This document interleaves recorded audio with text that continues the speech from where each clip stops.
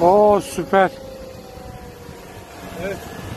Rahmetliğimiz ağaylara bizge kömekte de biz ülke rahmetimizi aytamız algısını biliriz. Köp köp rahmet ailelerine.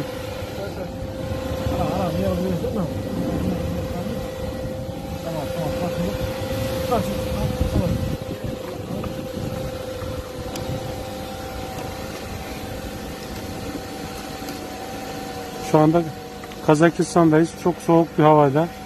Sağ olsun Kazak polisi her türlü yardım bize yaptı. Akümülatör buldu, getirdi.